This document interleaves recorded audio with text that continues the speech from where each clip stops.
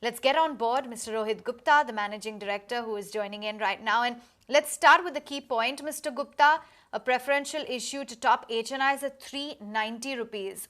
What will this do to the shareholding post the issuance, and how much will HNIs hold in the expanded equity base? The post this dilution, the HNIs, the fresh issue will be roughly around 21% of the post issue, and will be raising 54 crores, and the post issue our equity capital will be 6 crores and from 4.68 crores right now. Okay. Yeah. So we are diluting 21% for 54 crore equity. And how much would HNIs be holding in this expanded equity base, sir? So HNIs will be holding 21%. Okay, understood. What's the rationale behind this preferential issue? If you could just explain to our viewers, how will the funds from this issuance be used? So they are now, for a small company, there are two ways. Either we were sufficiently, our net worth right now before this issue was 120 crores, and there was a lot of scope to leverage ourselves, but we thought that this, a set of good HNI investors coming into it, increasing our net worth, in helping us, increasing our visibility, helping us on the credit rating side, we thought we bring these good quality HNI investors into it. Now with a strong base, there's a lot of scope with our company to leverage ourselves and to grow our AUM for next 2 to 3 years. Post this dilution, we don't think we will be doing any further dilution for next 2 to 3 years, and we will be just focusing on our business, expanding our business, and that was the thought for doing this. Have any, you've spoken about growing your AUMs for the next 2 to 3 years. Do you have any growth targets that you may have set? And also, this preferential issue, what kind of an impact will it have on your return ratios?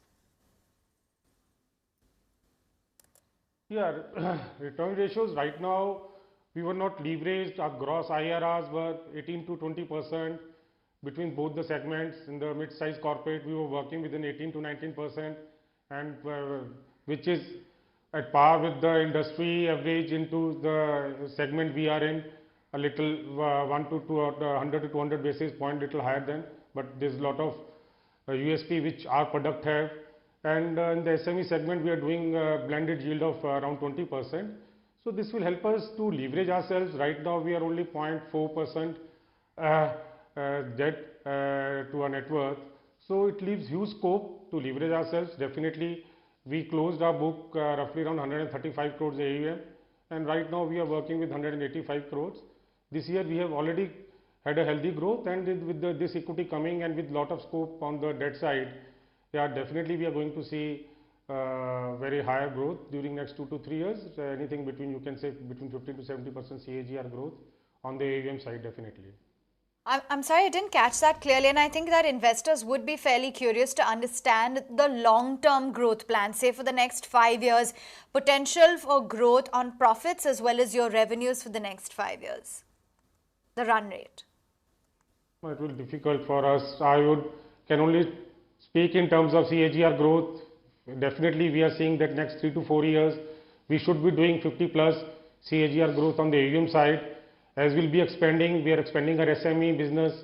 We have already opened 4 branches during the March quarter, and coming ahead, we have expansion plans, expanding ourselves into North India. So it will be difficult for me at this stage to give guidance on the profitability side, but on the AUM side, we are quite certain that we'll be able to do this kind of figure during next 3 to 4 years. Yeah, definitely we have built a very good, high quality book with us, and we are very focused to build our company to have on profitable growth, and that is our motto, and we want to build our company only through it will be a profitable growth, and we are very focused on building very strong processes, and we still are not carrying any debt. We did some pilots with 2 fintech companies also, and we have got huge learnings from those pilots which we have done, and we want to incorporate those things into our SME business and little bit on the corporate side also. Okay, let's talk about FY17 then, the year gone by. What was your asset quality like, and how do you see it shape up going forward? If you have any gross NPA level targets for the end of FY18?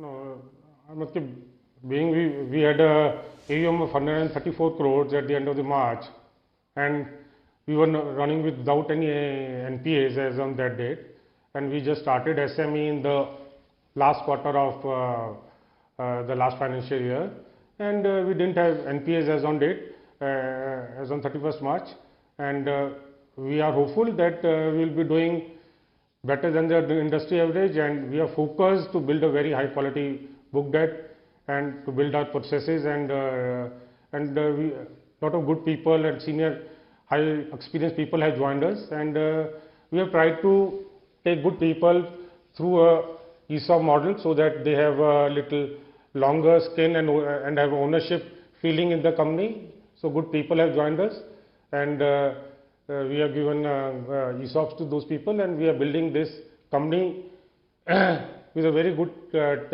team of experienced people with us. Mr. Gupta, that's actually very interesting. Zero NPAs. I think that would be quite commendable, really, given the current environment. I just want to lastly ask you on your net interest margins, what kind of NIMs are you enjoying currently, and how have your cost of funds shaped up, and is there any case for margin expansion going forward? Yeah, definitely. Till last year, so we were not leveraged.